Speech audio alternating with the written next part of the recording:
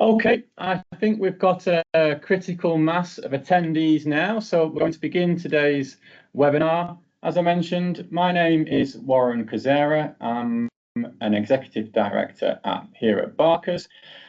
With me here today is Anthony Marshall, and the good news is Anthony is an expert in today's topic, as you might expect. So Anthony is the Delivery Director here at Barker's, and his experience comes from a wide range of industries. His IT category experience, from starting in the telco industry, moving into financial services, currently in the defence sector, and then obviously with our work here at Barker's and the technology advisory work we do, a broad range of industries. So we'll try and draw on as many of those as possible today in the examples that we provide.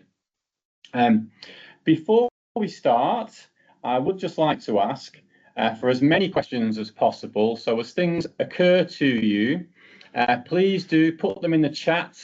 We're not going to respond to a raised hand or bring people in on the microphone.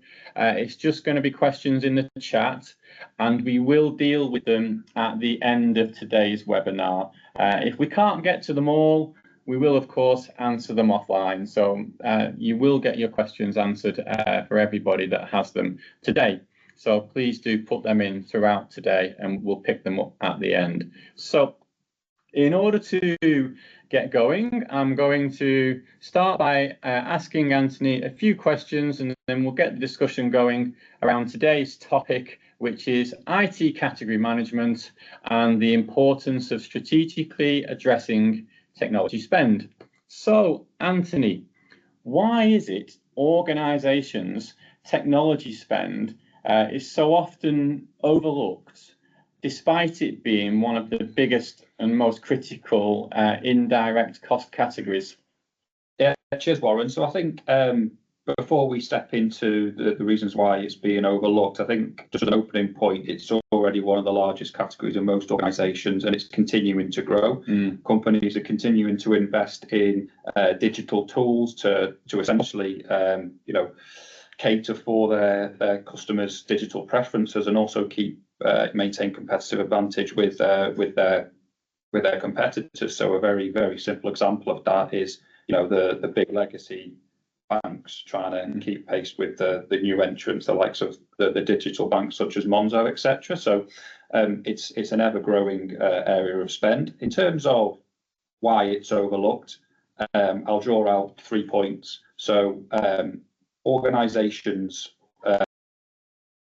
naturally have a focus on their primary objectives as an organisation. So technology can often just be seen as almost an invisible enabler to deliver ultimately the output.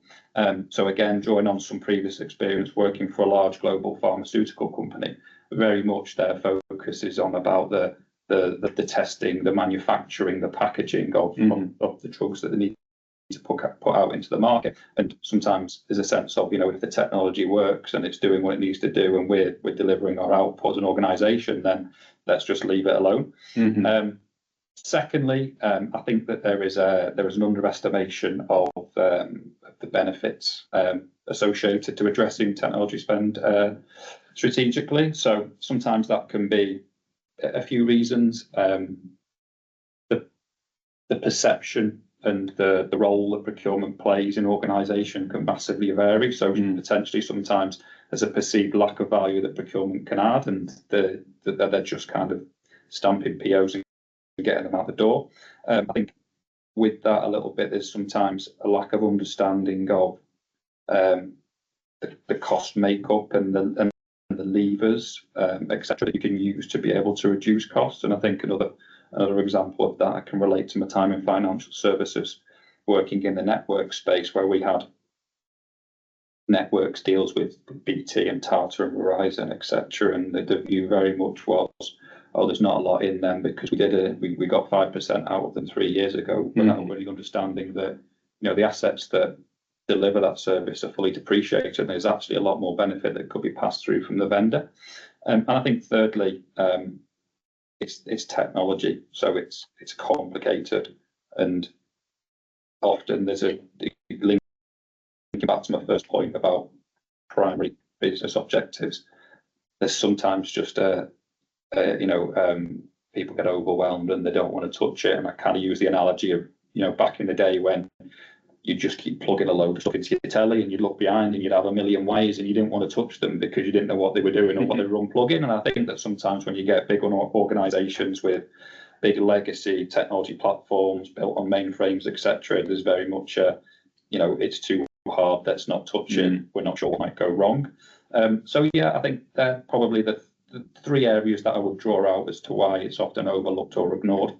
Cool. And I think it's probably worth also highlighting that there are plenty of industries where technology is also very much front and center. I'm sure there'll be some people on today's call where they're fortunately in that strategic position to be managing the IT category at the very top table. And I can think of, for example, in the utility sector where customer billing is both regulated in terms of customer service targets, and debt management is critical to the overall balance sheet of those organisations. That the technology that underpins that, whether it's a CRM system, a billing system, or a debt management system, constantly being able to enhance and refine those to get better business outcomes can be very strategic and can be a big priority for investment in the organisation. So for some of us working in industry, we're fortunate that technology is a top priority and a differentiator performance.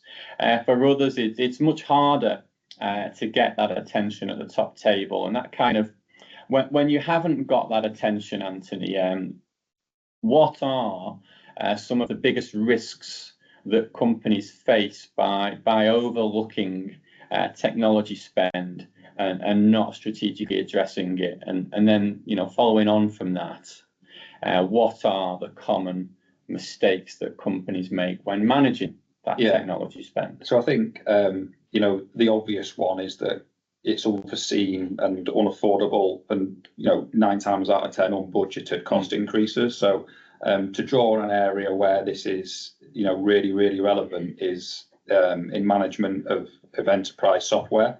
So if you're dealing with the big software houses, if you're dealing with Salesforce, Oracle, Microsoft, Workday, SAP, VMware, etc., they're ultimately organizations that are culturally heavily driven by increasing revenue in their customer base, and they'll have account people who are KPI'd to do that. So you need to be prepared for those. You need to be prepared for those negotiations. You don't want to be crashing into a renewal with these types of organizations with no time to having prepared, because they will use that to their advantage. They'll be exploitative, they'll be punitive in terms of cost increases if you don't go down the latest strategic product route that they want to sell you. So I think that it's really, really important that you are looking at, you're getting ahead of your pipeline and you're giving yourself enough time to be able to understand what you're actually dealing with and what the requirements are and what the makeup of the contract looks like. Develop a strategy, execute it, and then 9 times out of 10, give yourself enough time to have a painful negotiation and get to a good outcome. I think for people that are new to the category of technology, some of the supplier commercial approaches can come as a surprise. I know that when I was first into this category, which was I won't say how long ago, but a while ago, and coming up against my first Oracle ULA. So first I had to Google what a ULA was. There was Google at the time, it wasn't quite that long ago. But then when I discovered the price difference between the existing agreement and the new proposed agreement, once I'd fallen off my chair and got back up again, I realised that actually what had happened was, as an organisation, collectively, we had failed to prepare for this event. And when I look back at that, I think of some of the, the Franklin Covey 7 Habits of Highly Successful People, a bit of classic management theory. And the first two habits are being proactive and then beginning with the end in mind. And I think, nothing could be more critical than doing that when it comes to IT and technology spend, because the next time that ULA, when it expired after 3 years and we came round for renewal, we knew exactly what database licenses we needed now, and we'd forecast for the future. So we were able to consume against the ULA and get ourselves fit for purpose for the next 3 years. And we actually exited that agreement, and we didn't have one for a period of time because we've done so much planning. It saved us a lot of money in the short term, but licensing, you'll always need more. But understanding what you need and when you need it will allow you as a business to create far more, or to spend far less money, get far more value from those licenses. So we need to be as professional and proactive as the guys selling us the license. Absolutely, yeah, and I think that's a really, really key point, and that's often missed. When you're doing a new agreement that you're talking about there for the next 3 or 5 years, a big part of your strategy, it can't be backwards looking in its entirety in terms of what you have done to get to this position of a deal. It's what is going to happen over the course of the next 3 to 5 years, and when you come back in 3 to 5 years' time for the next one. What is this going to look like? And all I will say on that as well is that lots of these organisations have purposely complicated sort of renewal mechanisms that are linked to your consumption during the term, etc. And I've seen it in lots of organisations before where they think they understand what it means when they don't. So that's when it's really important to kind of get somebody over the top of that and looking at that who's done it before and understands the long-term impact of those types of clauses. Definitely. I think one of the other things to keep an eye on there is just some of the emerging trends. So you've got the European AI Act, which came into place on my birthday last year, 1st of August 2024. But most of the things we need to be mindful of on that are sort of on a 36-month timescale. So we've got approximately 2 years to get our heads around that as technology procurement professionals, and I'm sure organisations will become increasingly concerned with compliance to those obligations. Yeah, I can see that happening, and I guess it's probably going to be very similar to kind of cloud adoption looking backwards. It's quite commonplace and people understand it now, but at the start, the security risks around it, etc., took some time to bed in. And is it worth just touching on the point around technology debt a little bit further as well? Yeah, absolutely. So I think tech debt occurs because you're never doing anything. You're essentially keeping the lights on, and you're not investing in technology. You're running into renewals. You're doing all the things that we touched on in the first point. And I think that it's a dangerous path to go down, because it essentially, the longer you stay in that state, the more expensive it is to stay in that state, the more risk it entails in terms of things going wrong. And it's even harder to catch up. So there's lots of software platforms, for example, where you'll be on a certain version and they don't allow you to skip version upgrades. You've got to go, if you're on version 4 and now version 10 is the latest, you've got to go through all of the version updates to get to the latest version. So it can be very, very risky, very, very expensive. And also, if you see yourself as an organization that wants to, be technology led, it's a real hindrance to attracting the top technology talent as well, because people aren't coming out of university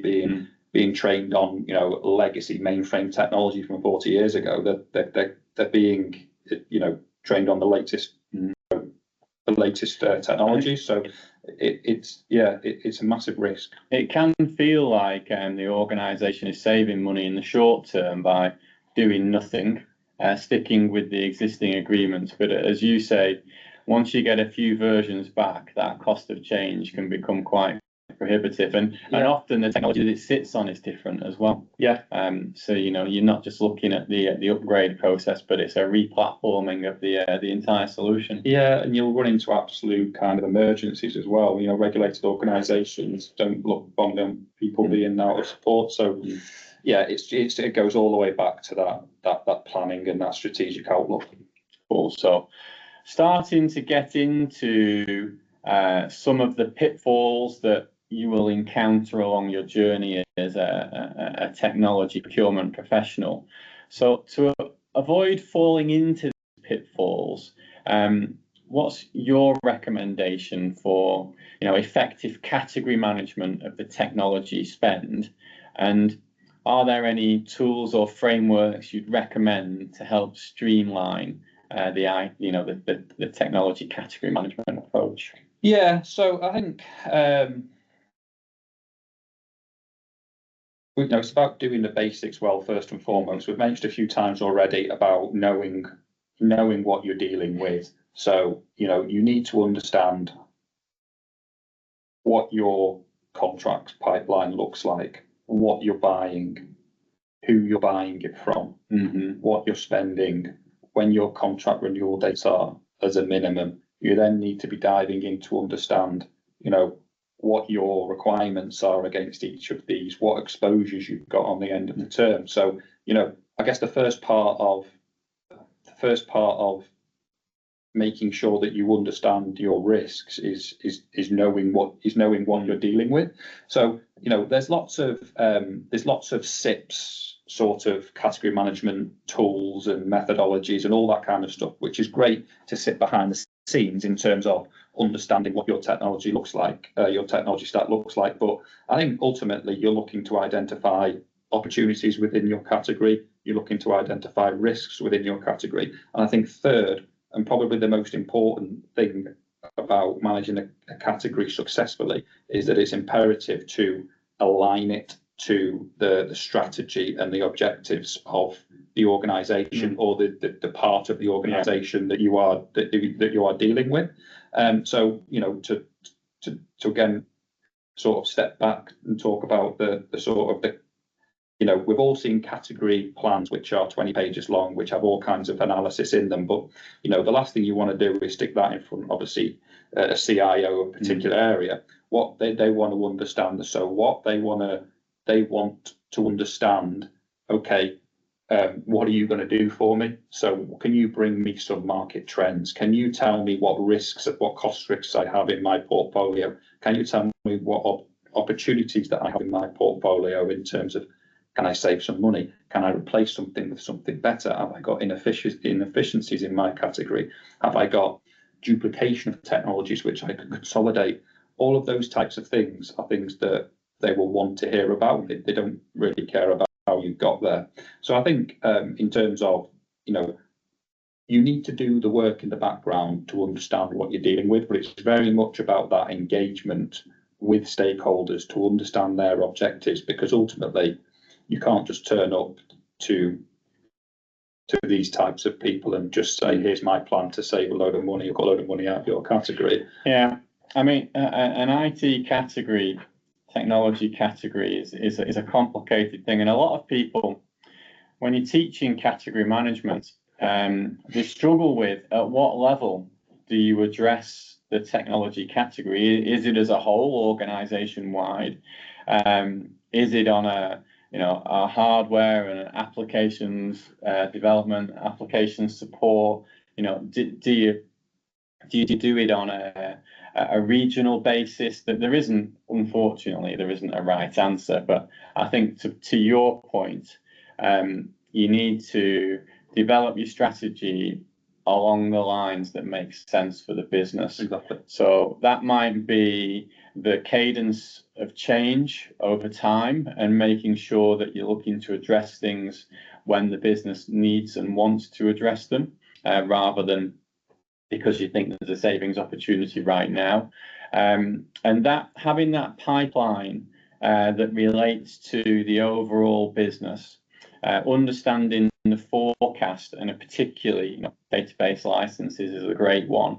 Understanding what you're going to need in 3 years' time versus what you're consuming today is absolutely critical. So that forecast aligning to the business unit, and often technology can be embedded in business units. You know, there's many an organisation with different IT functions aligned to different parts of the business, whether it's through practical operational need or just because of merger or divestment over time. There are many reasons why it's a complex affair. Yeah, and I think that you touch on it. The sort of classic way of, you would look to try and categorise your technology stack by type of technology. So that would be the best way to look for duplications and efficiencies and opportunities to consolidate, etc. But you will often end up with a hybrid where you've got to then overlay that with different business functions and different units and what their objectives are. So it's very much about understanding the different ways of doing it, but making sure that it's the right way for that organisation. And I think that's all about being willing to flex, doing what's right for the organisation, building those relationships, which ultimately means you'll be able to collaborate and challenge the stakeholders, and with that credibility, you'll end up being at the table and being trusted to sort of own the strategy and negotiation. I think building that credibility is so important, and I know we'll touch on stakeholders as a good topic to talk about next. But I guess the thing is with building credibility is give yourself, or if you're in a position of leadership, give your team time to do that. So kind of don't burst onto the scene with a brand new category plan. I guess there are two things there. I would never show a category plan to the business. I've seen it and I wouldn't advise it. If you're trying to present one, is a dry and disastrous thing to do. And for anyone that's tried to engage the business in that, they'll know how difficult it is. Yeah, by all means, pick a topic like a particular risk or some troublesome suppliers, or bring in some negotiation tactics from your handbook. But yeah, keep the overall knowledge repository within the procurement or commercial function. But yeah, give yourself time to build those effective relationships. You need to deliver results before you can ask for something back. And I think also just simple techniques like making sure you've listened first to the business problem before you then propose solutions, as opposed to bringing opportunities which may or may not be relevant to the business at that time. But let's talk about key stakeholders a bit more now. And please, Anthony, tell us your thoughts on best practice for engaging the IT and the finance stakeholders early in the procurement process, and how can we further build that credibility with these stakeholders? So I think that firstly, sort of the early engagement piece is absolutely, we've touched on it already, is absolutely critical to achieving good outcomes. But and again, it depends the sort of the perception of your procurement department is often something that some stakeholders actively avoid, because they see procurement as being a part of the business that's ultimately going to slow them down rather than help them get there. So that all of that engagement piece and bringing that value is about changing that culture and changing that that perception of procurement. So I think in terms of early engagement, it's about identifying who your key stakeholders are. Who are the key stakeholders of influence? Who are the key stakeholders in terms of who you can help? So who's responsible for managing these services and making sure that they deliver to the organisation? Who's responsible for ultimately the cost of those contracts? And making sure that you engage with them early enough to say, sort of, I'm here to help understand you to understand. I'm here to help you avoid risk, find out whatever benefit we've got. And a very, very simple one that I've often used is very much, someone's got a big IT renewal coming up that's really, really complex, and I just ask them what they think the contract is for, and what the mechanisms in it, etc. And they'll tell you, and often you'll come back and say it doesn't actually quite work like that. Here's how it's constructed. Here's what it looks like at the end, and then all of a sudden you're at the table because they're thinking, right, I need this guy because he understands this contract and he's going to help me mitigate these risks. So I think it's very much about that engagement piece and taking the time to understand everything that encompasses a category. But I think that there is on top of that, there's of course actual platforms and P2P software that you can implement in terms of making sure that there are actual robust processes, something like Cooper, for example, which is implemented in an organisation and means that a requisition will have to be put into that system X amount of months in advance to make sure that that engagement happens. But I think that if you are running a category properly, you should almost be part of that submission of that requisition and helping scoping it because you're already at the table.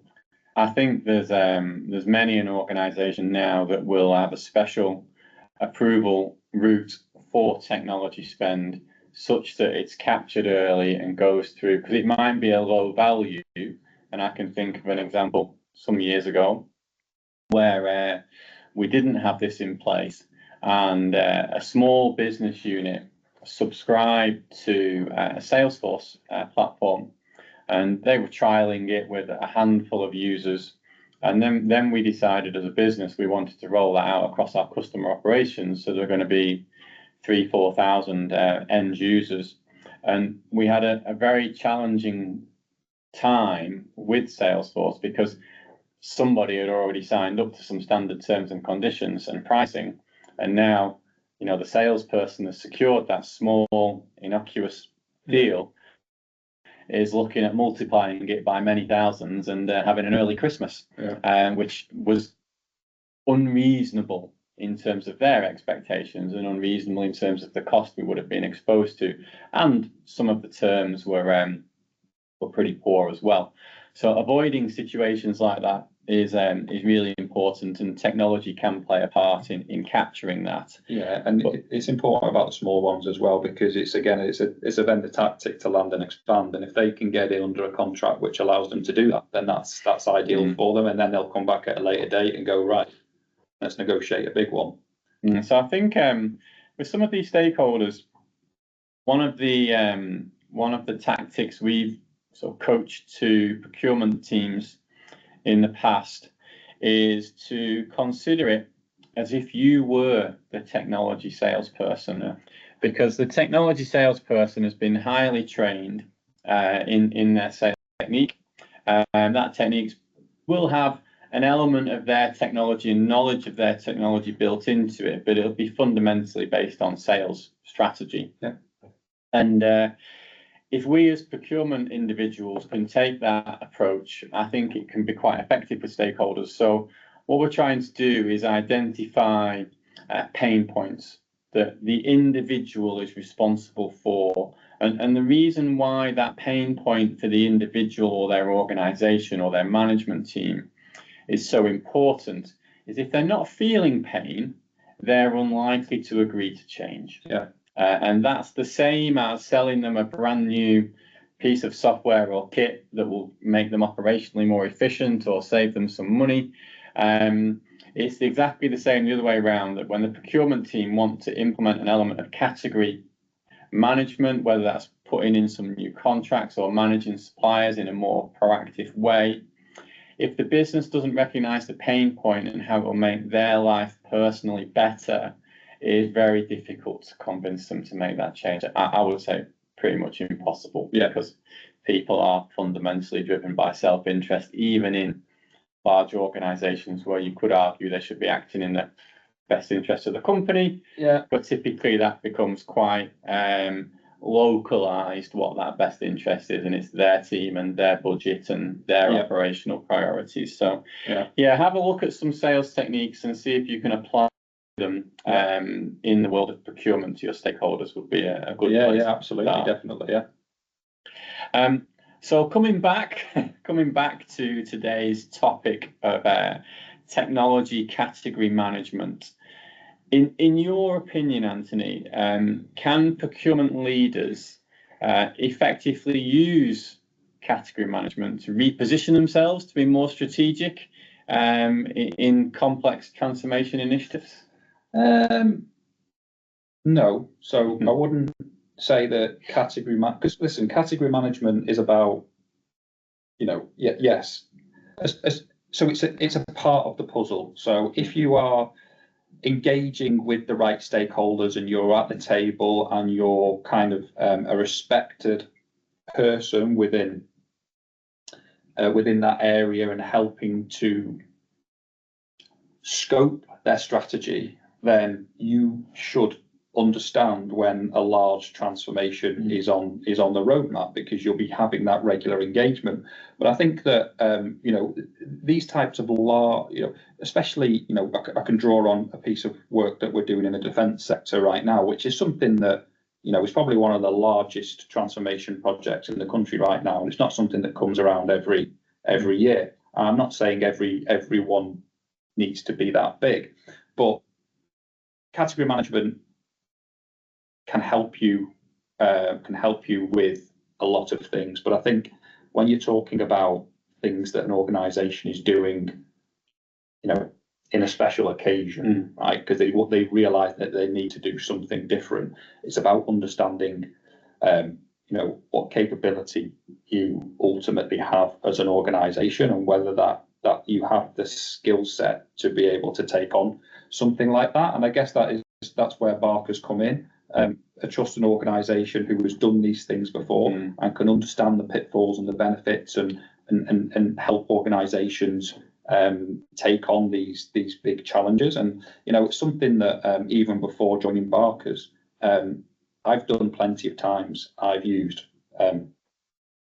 benchmarking organisations, organisations who specialise in negotiating with specific software vendors. So because you recognise that, okay, well, I've done this one negotiation with this software provider, but it was 7 years ago, and the world's changed since then, and that's my only point of reflection. So very much, I think that when you're talking about those big transformation projects, it's about understanding the skill set that you've got, and whether you can bridge that skill set with third-party resources. I actually think it's a really, really positive attribute for a procurement professional and a procurement department to be able to understand the gaps that you've got in the team, rather than thinking that you have to do it yourself because you are procurement. I think the technology category, I wouldn't say unique, but it's definitely different to most categories, in a good way. And the first point to that is there are lots of advisory firms, particularly around license compliance, that you can lean upon to understand your estate. For those that are new to the category, I would say be careful with that, because some of them will have to disclose that to the vendor as part of their ability to do that work. So understand who gets told what when, and whether or not it's genuinely giving you some insight and some leverage, or causing you more problems than you already had. But yeah, there's lots of advice. Organisations like Barker's, where we've done most of the technology projects before and recently, and often multiple times, just give us a call. We're happy to share knowledge. It doesn't have to be a paid assignment. We are great believers in sharing knowledge where it's commercially appropriate to do so. But also, the final point I really wanted to make is that your technology budget holders have got large discretionary project-orientated budgets. So you can draw on that in order to get expert advice, in order to bring in different technology. So use the IT budget to make sure you are the most informed procurement team, and really leverage that, because they're going to spend millions and millions and millions on a big transformation. You may as well spend a little bit on it, making sure you're the most informed, most educated, most prepared procurement practitioners. And you can't do that in other categories because there isn't the discretionary funds to draw down on from the stakeholders. No, and I think one more thing just to add to that is also having that dedicated procurement person or people as well, because remember, when in internal procurement team, they've got their day job as well. So, you know, something like this coming in alongside everything else that they need to do in the category is sometimes they don't have the bandwidth to be able to apply full focus. And I know we touched on it in our last webinar, but we'll just repeat here and very briefly that as important as the technology category management approach and being strategic and having great stakeholder relationships are, as important as all of that is, you must make sure that post-award of any change or any big transformation project, that you have the capacity and the capability to commercially manage that relationship once the contracts are in place. Because I'm a huge fan of IT, the project management community. They've got great skill sets. As many a commercial IT project manager, but there's also many a non-commercial IT project manager, and making sure you're sat alongside that community through any change program. You're involved in all the governance, you're involved day to day. It's critical to not just assuring value, but assuring quality and timescales as well. So don't underestimate the time and resource required for that. And that will massively build credibility with stakeholders as well, because you're there for the whole journey. You're not just a process that needs to be complied with, and it does make a big difference. Yeah, and listen, the vendor will definitely have one, if not multiple people looking at that from a commercial. So you need someone to be facing up to them. Absolutely, absolutely. So final question for today before we summarise and take questions from people that have been listening in today, and thank you very much for doing that, everybody. Finally, what are the practical steps that you can advise everyone listening in today to ensure the IT category is managed as effectively and as strategically as possible within their organisation? What are these practical steps, Anthony? I guess what I'll do is I'll reflect back on maybe 4 of the most pertinent points that we've drawn out as part of this discussion. So to go right back to the top, it's, you know, don't underestimate it. So acknowledge your spend on technology and the risks and benefits that are associated to it. You know, burying your head in the sand and waiting for these things to come and bite you is not advised. So technology spend is or investment in technology is very, very advantageous to an organisation, but with it there are inherent risks that need managing, and on the flip side there are lots of benefits that can be driven by managing it strategically. I think that as part of that, you know, understand your pipeline and get ahead of your renewals curve. So everyone wants to do, you know, interesting things in terms of investing in new technology and displacing things and doing, you touched on transformation projects and things like that, but you know, make sure that you've got your basics in order first, because if you're forever fighting fires and cost increases and doing last minute, you know, emergency negotiations with vendors to try and take a huge uplift in cost down to a still big one, then it's not a beneficial way and not a very enjoyable way to be spending your days as a procurement professional. The third one is it's about, and it touches back on, you know, your point around, and I've never really thought about it in that way, in terms of acting as a salesperson. It's about being out there and engaging with the people that you're ultimately providing a service to. So those key stakeholders are you know, you're providing a service to help them. So don't sit there in your own procurement bubble. Go out there, understand what your stakeholders are looking to achieve, understanding what pains they've got, and ultimately that will feed back into your category and it'll make your life easier in terms of being able to get things done. And I think the fourth one is probably the one we touched on right at the end. Is, you know, nobody's done everything. I've not done everything. So it's acknowledge the skill set that you have got in a team and understand when you've got gaps. And if you are taking on something that is unique in nature, whether that be a big transformation project, whether that be a big consolidation of services and you need to run a tender for it, whether that be, you know, a big software renewal that only comes around once every 5 years or whatever it is, don't be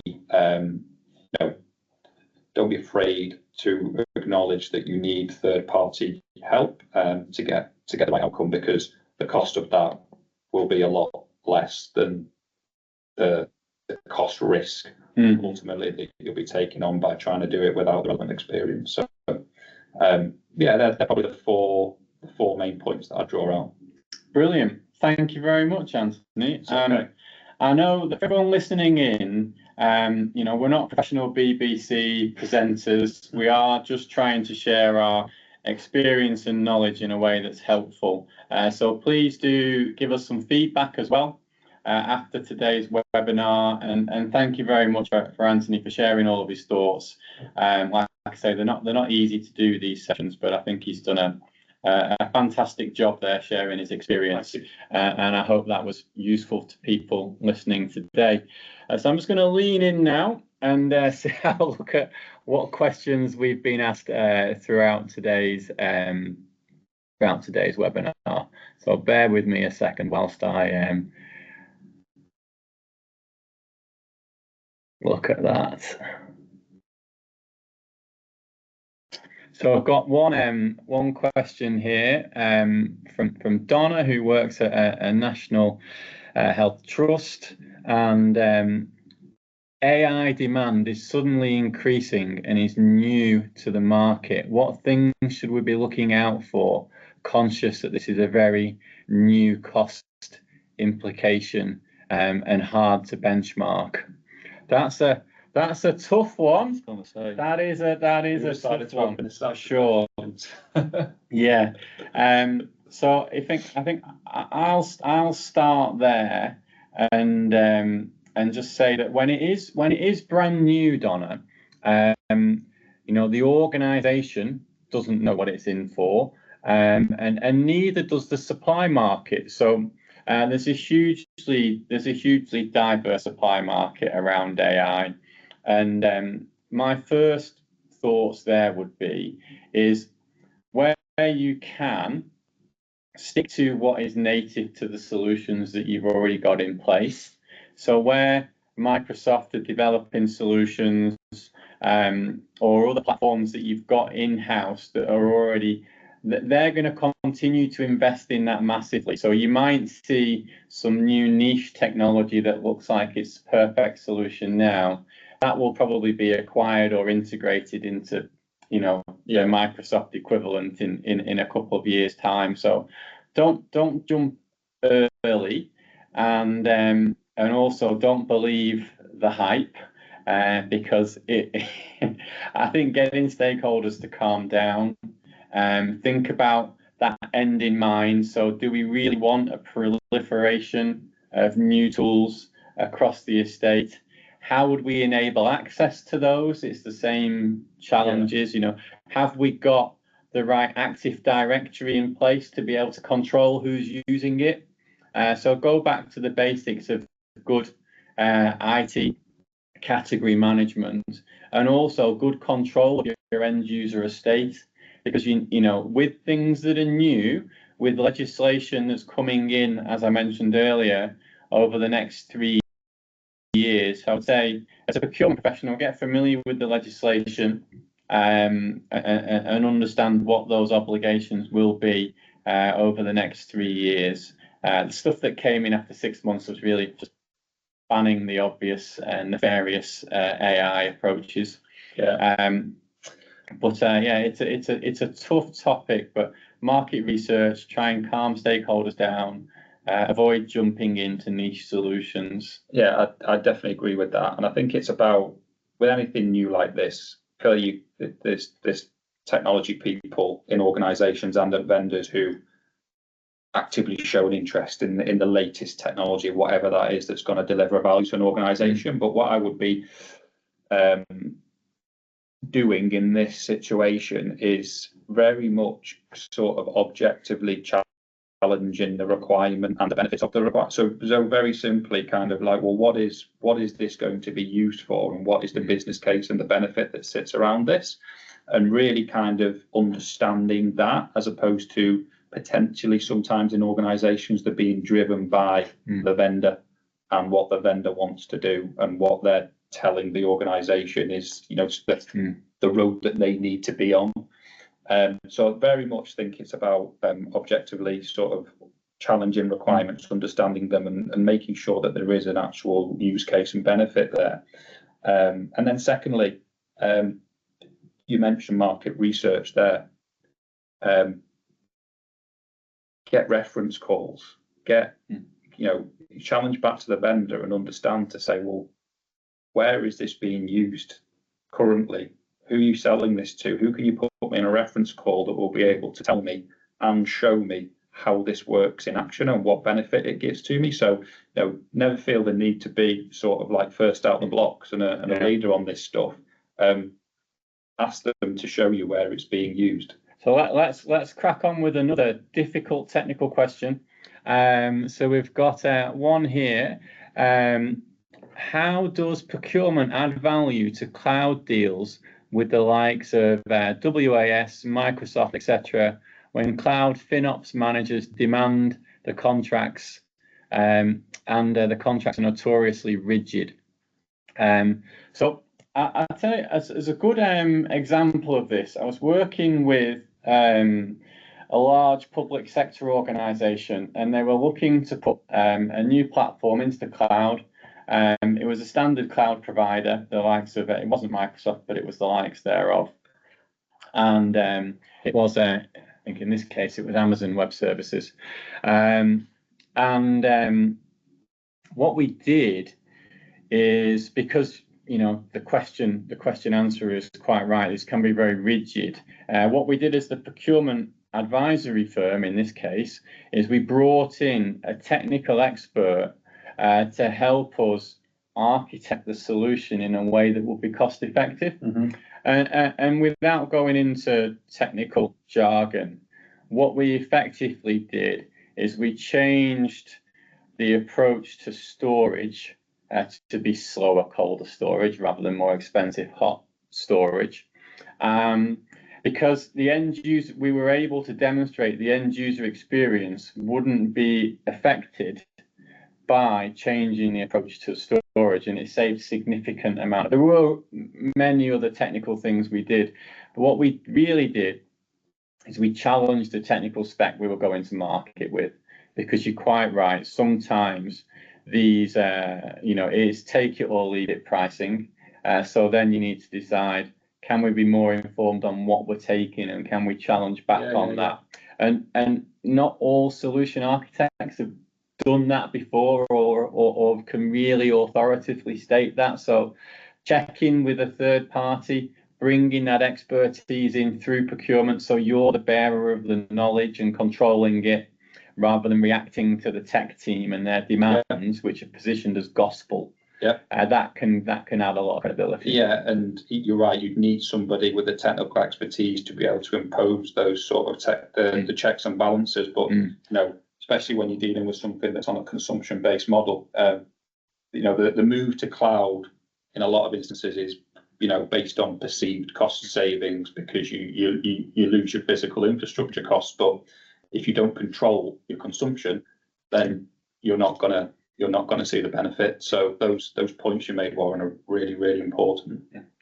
There's a good question here. Is it typical for IT budgets to go over, to be overspent, as new risks and regulations come into play during the course of the year, particularly in the security space?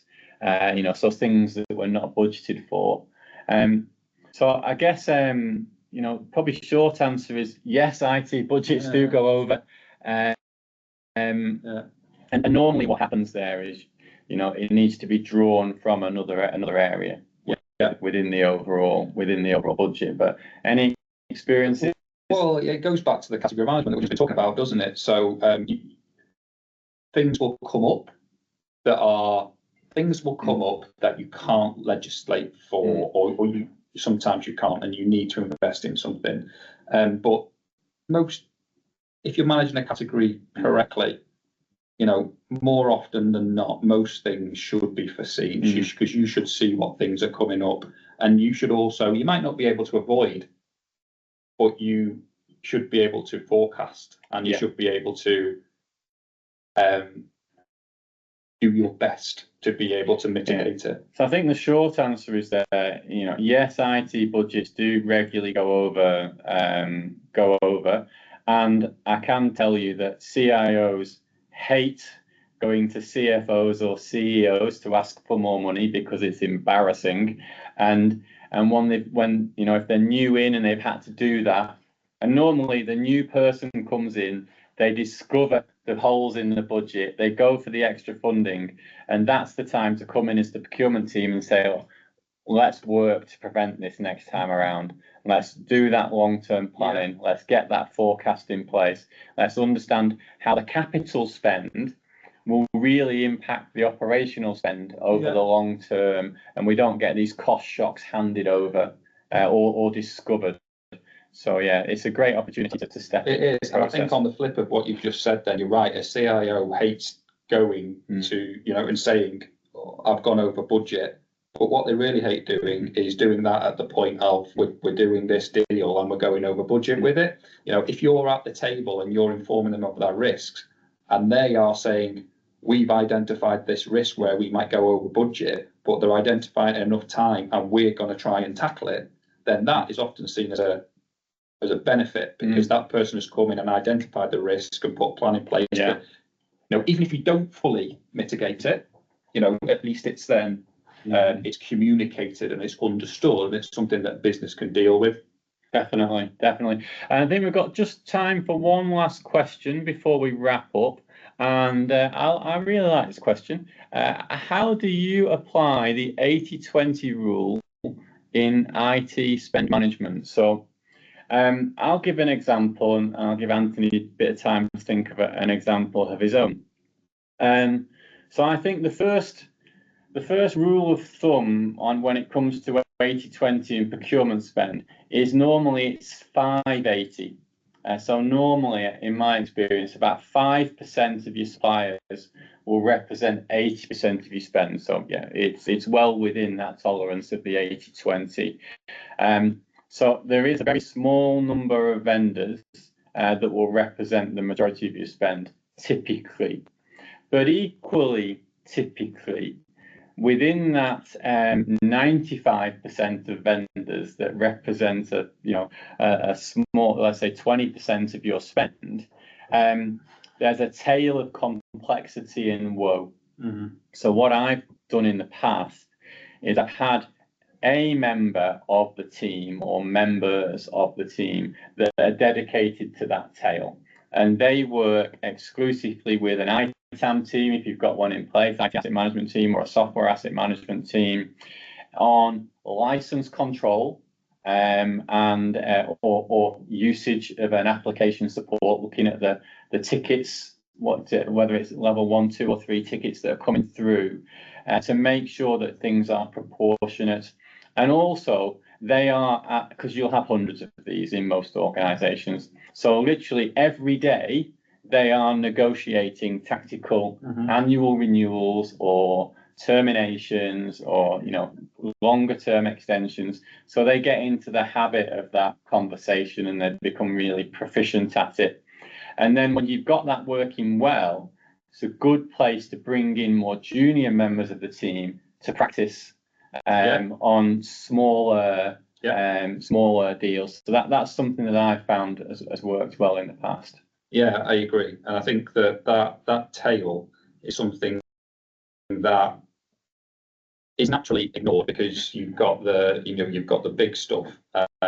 You've got the big stuff that we've spoken about, but it's often something as well that I've seen, and something that we can do as an organisation as well is, you outsource that element of your pipeline to allow your internal people to be able to focus on those big stuff. So, there's still benefit to be driven out of that tail, and there's still risk that needs to be mitigated from that tail.